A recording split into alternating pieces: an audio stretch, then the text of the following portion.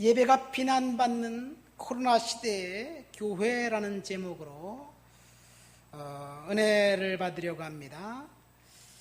오늘 사람들이 교회를 그리고 예배를 비난합니다. 코로나 바이러스가 강타한 이 시대에 대면 예배를 강행한다는 것, 과연 비난받아야 마땅할 것인가?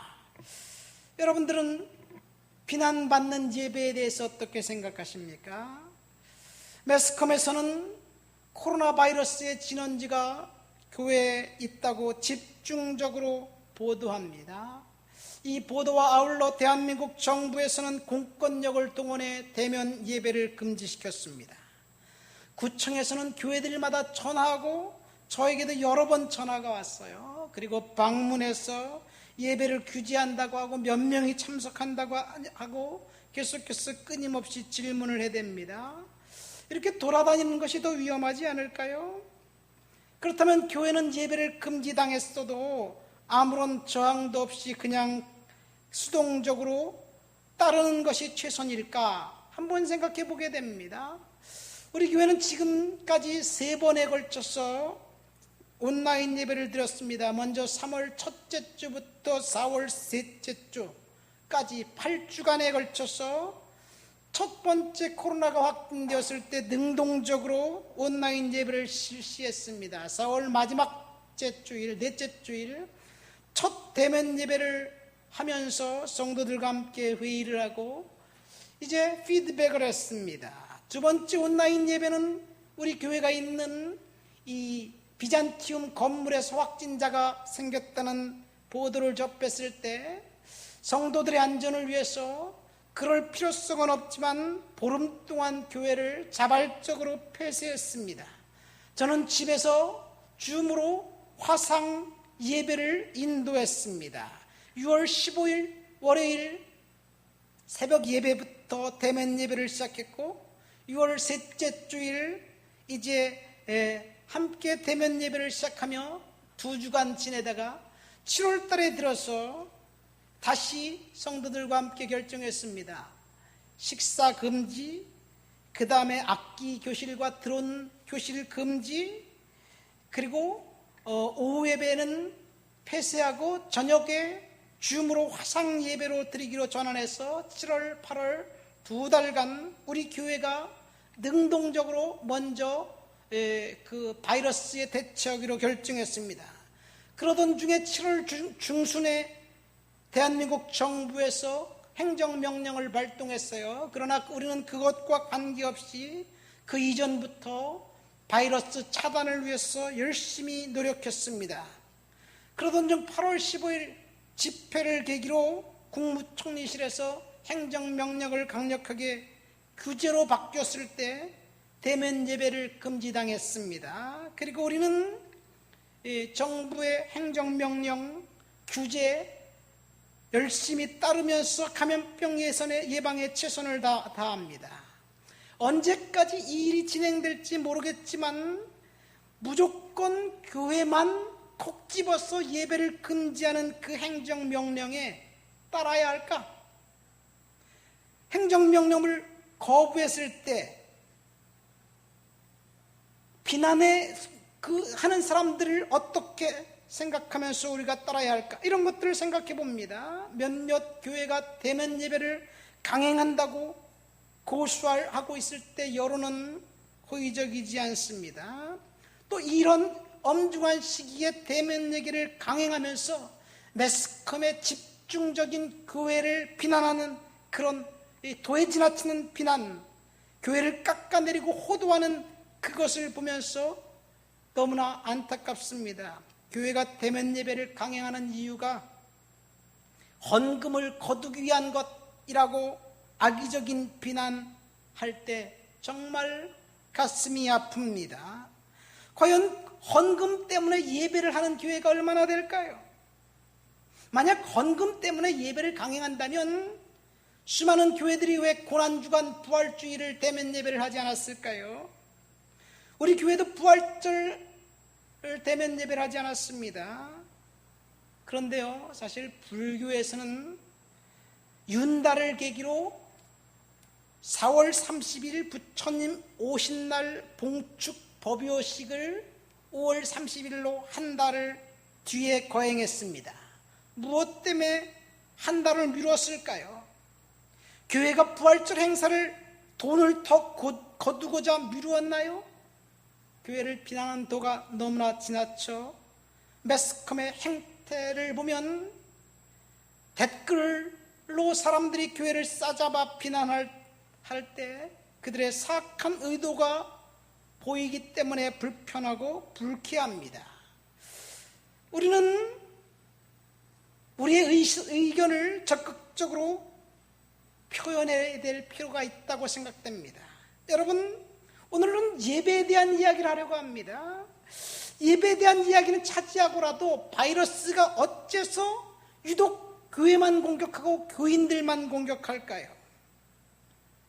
천주교와 불교인들은 공격하지 않습니다. 8.15 집회 때 교인들만 공격하고 2,000명이 넘게 참석했던 민주노총 사람들, 그 다음에 의사협의회 4.15 부정선거를 빌미로 정치적인 집회를 했던 사람들에게는 한 명도 걸리지 않았습니다. 유독 교인들과 교회만 바이러스가 공격합니다.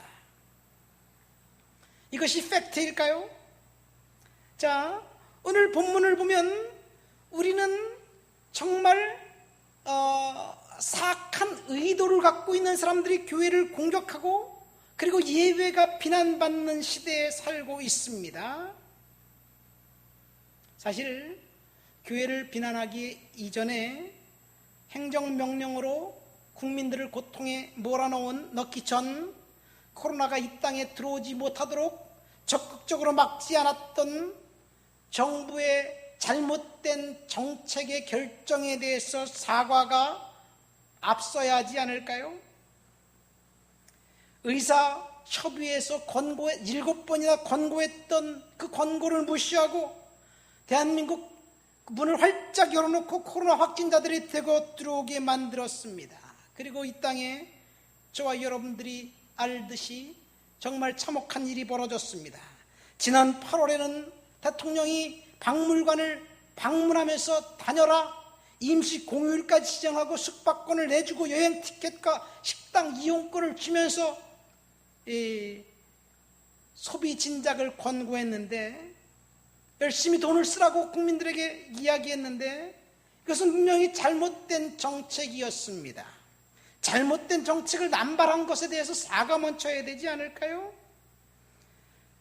책임을 회피하면서 교회에 돌리는 것은 교인들도 교회도 성도들도 국민의 한 사람인데 국민의 한 사람에게 책임을 돌리는 것은 정당하지 못하다고 생각합니다. 그럼에도 불구하고 우리는 공권력을 따라야만 합니다. 그 권력은 하나님이 주신 것이기 때문입니다. 지금 이 시간도 신문지상의 기사를 보십시오. 이런 엄중한 시기에 대면 예배를 강행한다고 교회를 비난합니다. 무엇이 문제입니까? 대면 예배 강행이 문제입니까? 아니면 공권력을 복종하지 않는 것이 문제입니까? 오늘 우리는 비난받는 교회, 비난받는 예배라는 주제로 은혜를 나누기로 합니다.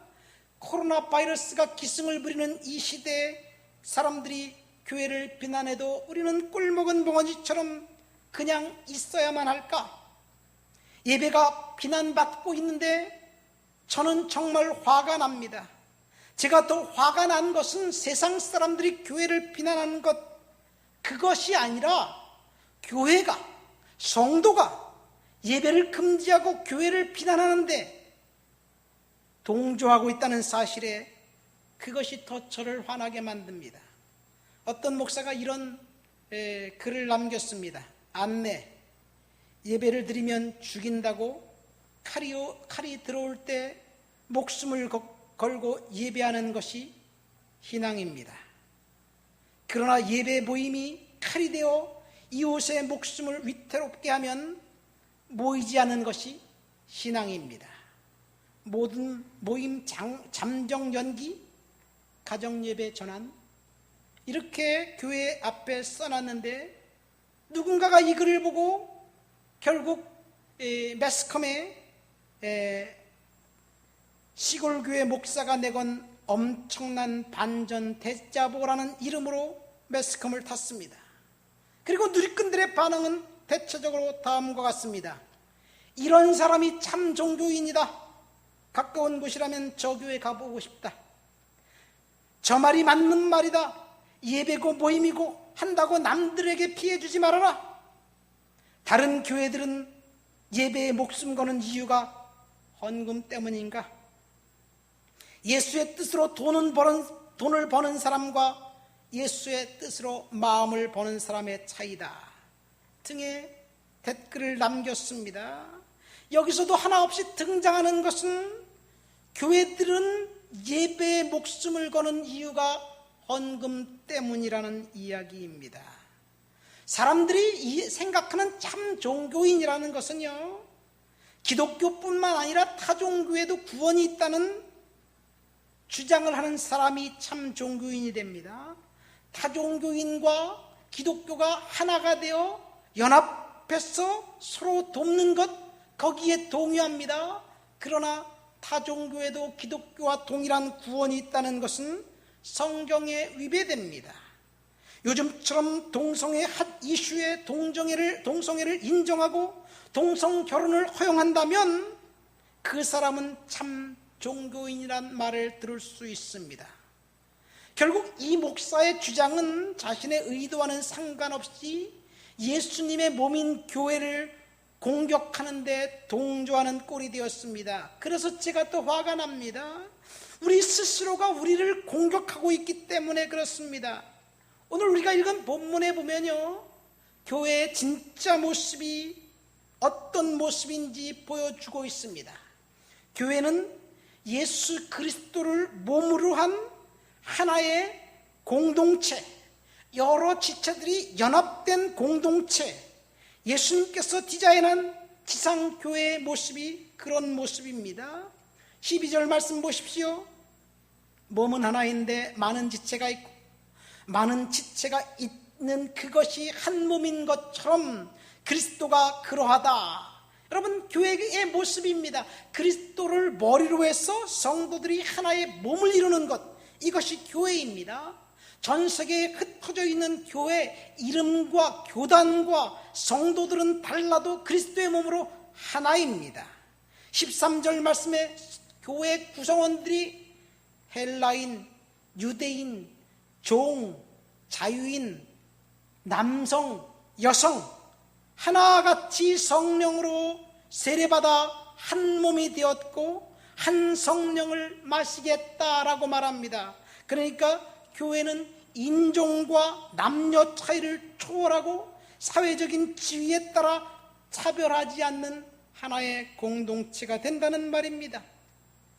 14절부터 21절에 보면 몸에 붙어있는 각 지체의 예를 들어서 우리 몸에 각각 기능이 있는 것처럼, 예를 들어 손, 발, 눈, 코, 입, 심지어 우리 몸속에 있는 눈에 보이지 않는 내장, 육부, 그것 어느 것 하나 중요하지 않는 것이 없는데 다 동일하게 중요한 하나의 공동체, 이것이 주님이 지상에 디자인해 놓으신 교회의 모습입니다.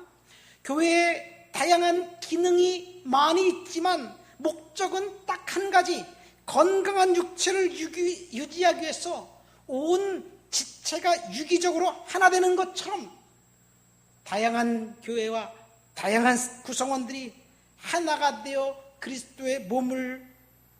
그리스도를 몸을 높여드리는 것, 그것이 교회입니다. 여기서 예수님께서 강조하신 것은 한 몸을 이루는 지체 중에 더 중요하고 덜 중요한 것 없다라는 이야기입니다. 모두 다 소중한 공동체라는 얘기입니다. 주님의 공동체의 특성은 세상 공동체와 다릅니다. 세상 공동체와 주님의 교회 공동체가 다른 점이 딱 한 가지 있습니다. 교회 공동체에서는 약하게 보이는 것이 오히려 더 요긴하고 중요하다. 이것이 교회 공동체의 특별한 목적입니다. 22절, 23절 말씀 보십시오. 주님이 교회 공동체를 어떻게 이야기합니까? 더 약하게 보이는 몸의 지체가 도리어 요긴하고 우리가 몸에 덜 귀히 여기는 그것들을 더욱 귀한 것들로 입혀주며 우리의 아름답지 못한 지체는 더욱 아름다운 것을 얻느니라. 이것이 교회 공동체의 특성입니다. 여러분, 분명히 교회는 다양한 은사를 가진 사람들이 모여서 하나님을 예배하는 공동체입니다.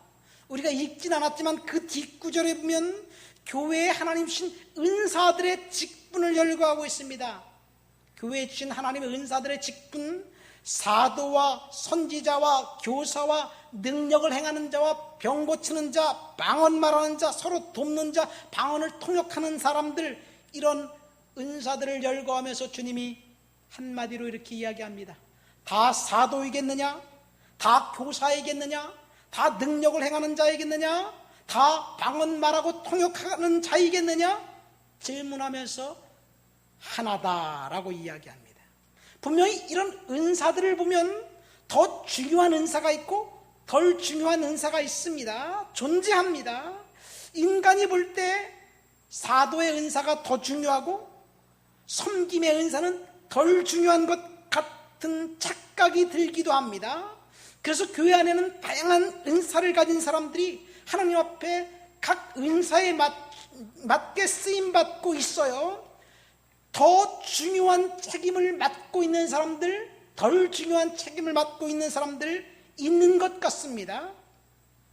부자와 가난한 자, 남성과 여성, 어린이와 어른, 지위가 높은 사람과 낮은 사람, 학식이 많은 사람과 학식이 좀 그렇지 못한 사람, 이렇게 다양한 사람들이 모여서 한 공동체를 이루는데, 그런데 주님은 거기서 누가 더 중요하냐? 따지지 않았습니다. 그러나 세상 공동체는, 세상의 단체들은 교회 공동체와 정반대입니다. 세상의 단체들은 서열에 따라서 움직입니다. 높은 지위에 있는 사람들은 명령하고 낮은 지위에 있는 사람들은 복종하는 것이 세상의 단체입니다. 그래서 힘의 논리가 세상을 지배하는 그 권리입니다. 세상에서 권력을 가진 사람들은 횡포를 일삼고 권력이 없는 사람들은 억울한 일을 당해도 하소연할 데가 없습니다. 이 세상에 존재하는 모든 단체와 기관은 이 힘의 논리, 이런 원리로 작동합니다. 하나도 이해가 없습니다. 국가, 회사, 사회복지시설, NGO, NPO 단체도 동일합니다. 사용자는 명령하고 고용인은 복종해야만 합니다. 심지어 봉사단체와 가정도 마찬가지입니다. 남녀관계도 마찬가지입니다. 힘이 있는 누군가는 명령하고 힘 없는 누군가는 따르고 복종해야 합니다. 그런데 이런 힘의 원리가 작동하지 않는 곳이 딱 한 군데 있는데 그것이 바로 교회라는 것이에요. 여러분 본문을 보십시오. 교회 공동체에는 덜 중요하게 생각되는 지체가 오히려 더 중요하고 귀중하게 여겨야 한다고 주님께서 말씀하셨습니다. 그래서 교회가 중요하고 예배가 중요합니다. 그래서 교회가 세상의 희망입니다. 그렇다면 여러분들이 생각할 때 교회가 희망이 되고 교회가 이 세상에 빛이 된다는 사실에 동의하십니까? 교회가 이 세상의 희망이고 이 세상의 등불이라는 그런 명제를 한번 생각해 봅시다.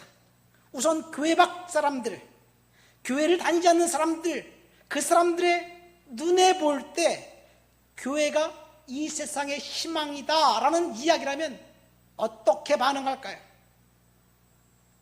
웃기고 있네. 뭐 니네들이 교회 세상의 희망이라고? 야, 지나가는 소가 웃겠다. 뭐 그렇게 세상 사람들이 생각할 것입니다. 아니, 세상 사람들은 차지하고라도 교인들인 우리들, 여러분들 어떻게 생각하시나요? 교회가 희망이고 교회가 세상의 빛이라는 사실에 선뜻 동의할 수 있나요? 왜 우리는 그럼 동의할 수 없나요? 교회가 세상의 희망일 수밖에 없는 이유가 딱 한 가지입니다. 그것은 주님께서 말씀하신 교회의 기능은 덜 중요하게 여기는 사람이 더 중요하고 더 중요하게 여기는 그 사람이 덜 중요하다는 주님 말씀이 제대로 작동하지 않기 때문에 세상 사람들이 교회가 희망이라는 사실을 무시하는 거예요. 교회에서조차도 권력과 힘과 돈의 원리에 의해서 작동하기 때문에 교회는 세상의 희망일 수가 없습니다. 그래서 교회는 썩었습니다. 여러분, 교회는 세상의 희망, 세상의 등불 역할을 하는 기능을 상실했습니다. 그러니까 세상 사람들의 눈에 비친 교회는 이익 집단에 불과합니다. 오늘날 코로나 시대에 어떤 사람이 교회에 대면 예배를 한다고 주장하면 묻지도 않고 따지지도 않고 비난하고부터 봅니다. 왜 그래요? 세상 사람들의 눈에 비친 교회는 이익 집단이고 코로나 바이러스의 원흉점으로 생각되기 때문에 그렇습니다. 자, 다시 교회가 세상의 희망이다라는 말을 한번 생각해 봅시다. 왜 교회가 이 세상의 희망일 수 있을까요? 교회가 세상의 희망인 이유는 그것은 첫 번째, 교회가 하고 있는 독특한 예배라는 기능 때문에 그렇습니다. 사람들이 비난하는 예배 때문에 사람들이 교회를 비난하지만 그 예배의 기능 때문에 교회는 세상의 희망이고 세상의 등불입니다.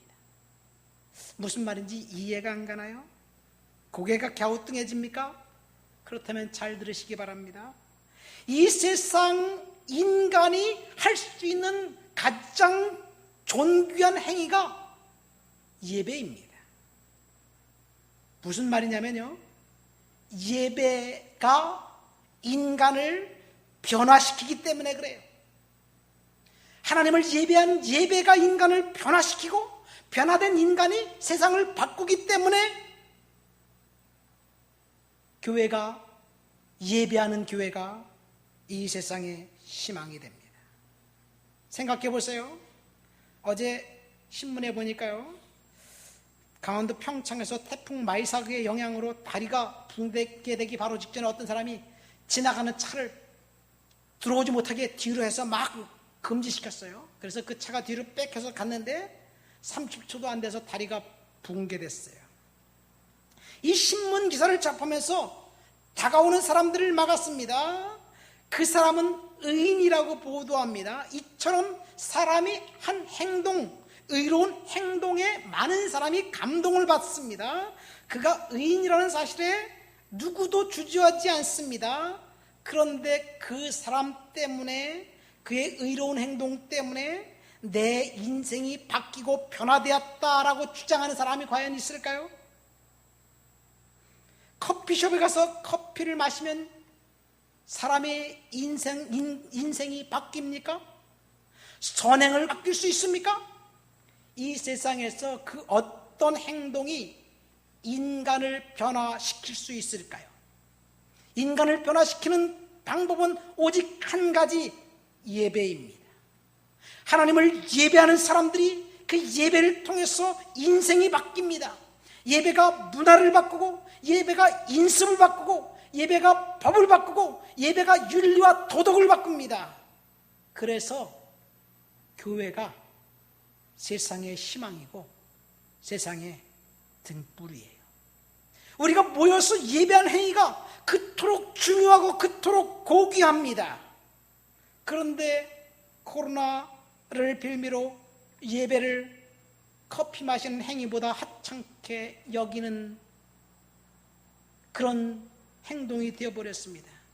예배를 술집에서 술 먹는 행위, 노래방에서 노래 부르고 쾌락을 탐닉하는 행위보다 하찮게 만들어 버렸습니다. 생각해보세요. 어느 식당에 코로나 확진자가 다녀갔다던가 주인이 코로나 확진되었다면요, 2주가 지나면 다시 문을 엽니다. 물론 그 사람의 생업을 영원히 하지 못하게 하기 위해서 막을 수 없겠지요. 전철에 코로나 확진자가 탔다면 그 전철을 멈추고 다시 운행을 중단하고 영원히 금지시킵니까? 소독하고 방역하고 다시 운행을 재개합니다. 그런데 교회는 이토록 중요한 예배 행위가 뭐가 그렇게 해서 사악한지 방해합니다. 그것은 인간을 변화시키는 예배를 방해하는 사탄의 공격이라고 봐도 달리 해석할 수가 없습니다. 교회에서 예배 드리는 것이 그토록 물매 맞고 비난받아야 할 일인가? 세상 사람들이 예배를 비방하고 예배를 방해하는 것은 원래 사탄의 공격이기 때문에 그럴 수도 있습니다. 그렇다면 우리들은 왜 대면 예배를 보겠다고 주장하는 사람들을 함께 비난해야 할까요?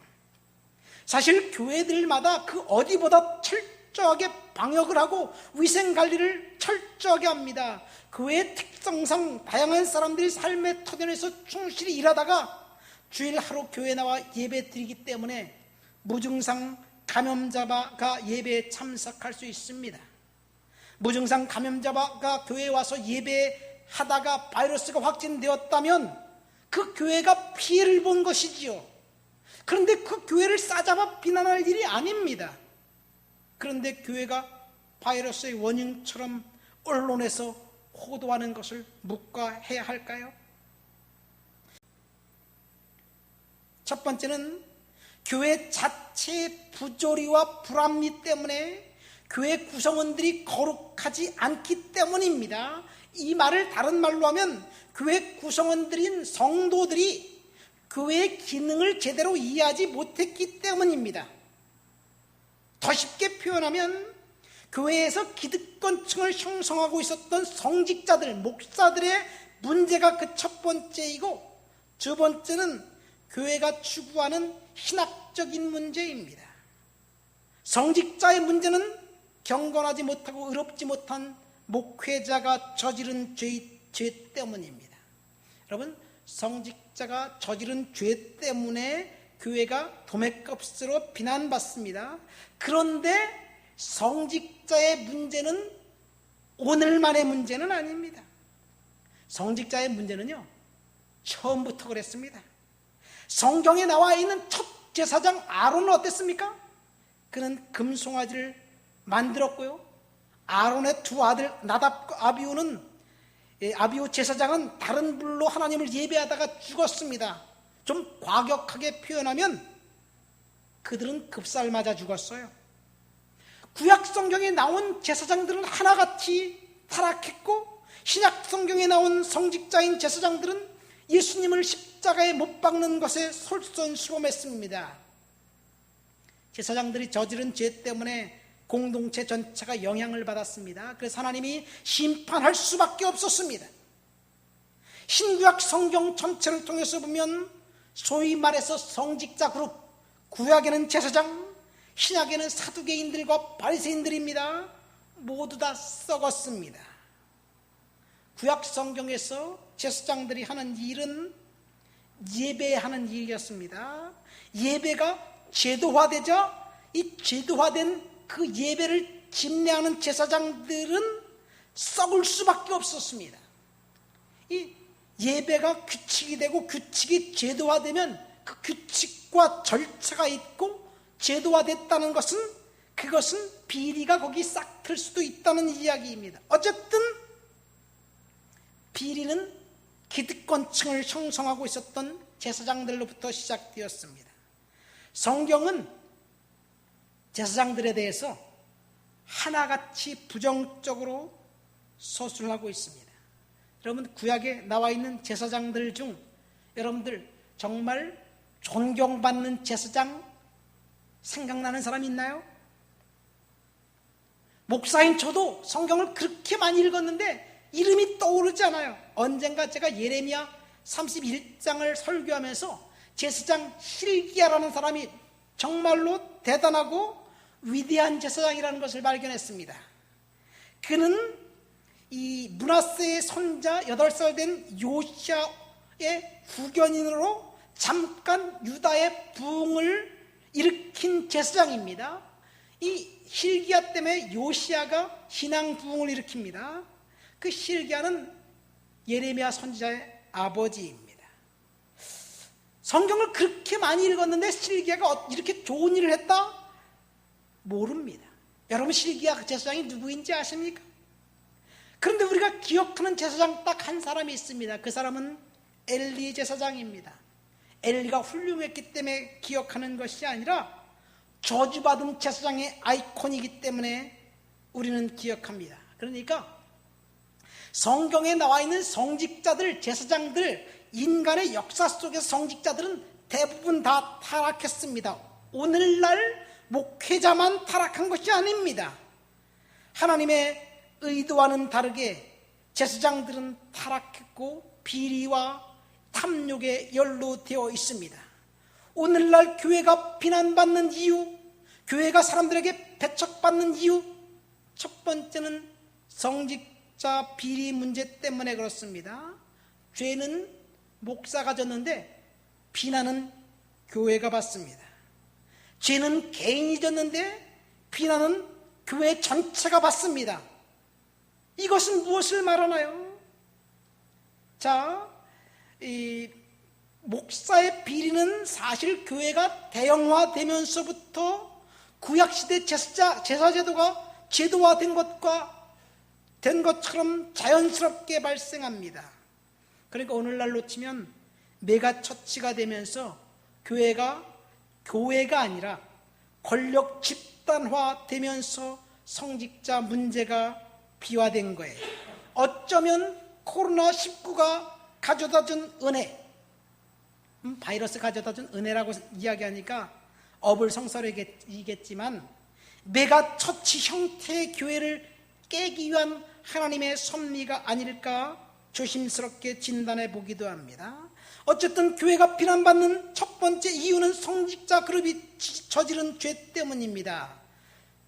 사람들은 성직자를 비난하지 않고 교회를 공격합니다. 그래서 목사는 이미 심판받았습니다. 두 번째, 교회가 세상 사람들에게 비난받는 이유는 교회 자체의 문제라기보다는 외부의 공격 때문입니다. 세상 사람들이 교회를 어떻게 평가하는지 아까 제가 이야기했죠. 세상 사람들은 교회를 이익 집단으로 봅니다. 세상 사람들은 교회 안에서 무슨 일이 일어나는지 모릅니다. 마치 여러분들이 불교 사찰 안에 무슨 일이 일어나는지 압니까? 모르는 것처럼 우리는 세상 사람들은 교회 안에서 일어나는 일이 어떤 일이 일어나는지 모릅니다. 그러면서 이익단체라고 매도합니다. 그 이유는 교인들인 우리가 세상 사람들의 눈에 그렇게 보일 수밖에 없도록 단초를 제공했기 때문에 그렇습니다. 우리는 지금까지 교회에서 이렇게 들었습니다. 성도들인 우리들은 세상과 분리된 거룩한 사람이라고 배웠습니다. 우리들은 천국 가고 세상 사람들은 지옥 간다고 배웠습니다. 물론 맞습니다. 문제는 우리가 이렇게 구분해서 세상 사람들을 비판한 것에서 출발합니다. 우리끼리 잘 먹고 잘 살고 우리끼리 축복받으면 된다고 생각하면서 세상에 나가 빛의 역할을 제대로 감당하지 못했던 우리의 아집과 편견이 세상 사람들로 하여금 교회를 공격하게 만들었습니다. 예수 믿으면 축복받는다는 잘못된 신학 때문에 그렇습니다. 물론 예수 믿으면 복받습니다. 그러나 성도인 우리가 축복받기 위해 수단과 방법을 가리지 않고 세상 사람들을 속여왔다면 우리는 반성해야 합니다. 김대중 정부 때인가요? 판검사 위에 권사가 있다는 말이 회자된 적이 있습니다. 검찰청 로비 사건 때 회자됐던 말입니다. 그때 저는 한국에 있지 않았기 때문에 그 사건이 어떻게 진행되는지 모릅니다. 그러나 중요한 것은 교회의 권사님이 세상의 권력에 줄을 댔다가 결국 개망신을 톡톡히 당했던 것으로 기억합니다. 이것이 성도의 모습이라면 성도들을 통해서 축복의 은혜가 세상에 흘러 넘쳐야 하는데, 내가 축복받기 위해 수단과 방법을 가리지 않았던 비윤리적인 행동 때문에 세상 사람들이 교회를 비난하는 거예요.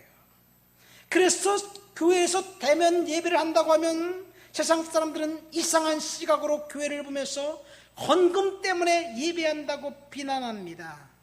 코로나 바이러스의 원흉이라고 비난합니다. 그런데 사실은 세상 사람들이 교회를 비난한다는 이 사실은 어쩌면 잠이 아닐 수도 있습니다. 여러분, 세상 사람들이 교회를 비난하고 하나님을 비난할까요? 가만히 생각해 보세요. 평범한 사람들, 한국 사람들은요, 신을 모독하지 못합니다. 한국 사람들은 신을 두려워합니다. 이것이 우리 민족의 흐르는 영적인 정서예요. 하나님을 모르는 사람이 하나님을 비판하고 교회를 모르는 사람이 교회를 대놓고 욕한다? 정상적인 사람이라면요, 천벌받을까 봐 두려워서 할 수 없습니다.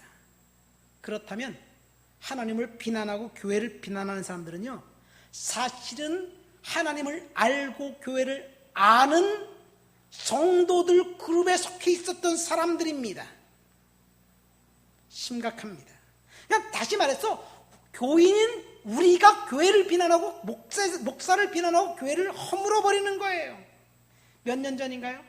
낙곰수 팟캐스트 방송에서 어떤 목사 아들이 목사 가운을 입고 찬송가를 개사해서 천박한 말로 교회를 비난했고 수많은 사람들이 박수를 쳤고 웃겼습니다. 찬송가를 개사해서 교회를 비난할 수 있는 사람은요, 찬송가를 모르는 사람은 그렇게 할 수가 없어요. 그러니까 교회를 극렬하게 반대하는 집단은 어쩌면 교인 속에 있었던 사람들일 수도 있습니다. 저와 여러분들일 수 있습니다. 저와 여러분들이 말 한마디가 교회를 비난하는 데 동조할 수도 있습니다. 그런데 교회를 극렬하게 반대하는 집단은 사실은 공산주의예요. 칼 막스가 주장한 유물론에서 종교를 민중의 아편이라고 이야기했는데, 여기서 말하는 종교는 교회입니다. 교회를 쳐버려야 할 1순위였습니다. 그래서 공산주의 혁명이 일어나면 교회 처음에 종교를 이용해 백성을 선동하고 그 다음에 이용가치에 끝나면 성직자와 교회를 다 죽여버렸습니다. 북한의 김일성이 그랬고요, 소련의 스탈린이 그랬습니다. 종교의 타락이 국가의 멸망을 가져다 왔습니다. 만약 대한민국이 멸망하게 된다면 정치하는 사람 문제가 아니라 교회 문제 때문이 아닌가 생각됩니다. 그러니까 우리는 분별해야 합니다. 진짜와 가짜는 우리 안에 있습니다. 교회는 다 교회이고 목사는 다 목사인가 분별해야 합니다. 나와 다르다고 교회를 공격하는 교회, 목사가 타락했다고 목사를 비난하고 공격하는 목사, 그 목사가 타락했다고 그 목사를 공격하는 성도, 진짜일까 분별해야 합니다. 예를 들어서 동성애를 인정하고 동성애를 옹호하는 교회는, 목사는 가짜입니다. 왜냐하면 성경 말씀을 거부하기 때문에 그래요. 우리는 세례받을 때 분명히 물어봅니다. 신구약 성경이 완벽하고 유일한 하나님의 말씀임을 여러분 믿습니까? 그러면 다 아멘하고 믿는다 하고 세례를 받습니다. 그런데 동성애는 죄라는 사실이 성경에 분명히 기록되어 있는데, 세례받을 때는 고백을 했는데 동성애가 죄가 아니고 삶의 한 형태다 인정하는 것, 성경을 거부하는 것입니다. 성경 말씀을 거부하면서 성경 말씀으로 월급 받으면서 목사 노릇하는 것, 사악한 행동입니다. 차라리 정직하게 교회를 떠나서 인권단체를 운영하는 것이 타당하다고 생각합니다. 구루밍한 성폭행한 목사를 소송하고 교회를 무너뜨린 것, 물론 그 사람이 잘못했습니다. 그런데 교회를 허물고 성직자를 욕하면서 교회를 허무는 것 잘못입니다. 가슴 아프지만 교회를 공격하고 예배를 비난하는 사람들이 교회 내부의 사람들이라면 그들은 가짜입니다. 교회를 공격하는 것이 가짜 교인이고 가짜 목사입니다. 교회에 옷을 입고 목사의 옷을 입고 있을지라도 가짜입니다. 우리는 분별해야 합니다. 여러분, 말씀을 맺습니다. 제가 좀 과격한 이야기를 했을 수도 있어요. 예배가 비난받는 코로나 시대 교회라는 제목으로 설교를 했습니다. 여러분, 코로나19라는 엄중한 시기에 바이러스 팬데믹 시대에 모임을 자제하고 온라인으로 예배하는 것 지혜로운 방법일 수 있습니다. 그러나 대면 예배를 강행하면서 예배하면 하나님이 지켜주실 것이라는 그렇게 떠드는 사람들, 이 사람은 믿음이 아니라 만용입니다. 어쩌면 코로나 시대에 대면 예배를 하면서 하나님이 지켜주실 것이라고 주장하는 사람들, 주님을 망령되이 일컫는 것이고 하나님을 멸시하는 행동일 수도 있습니다.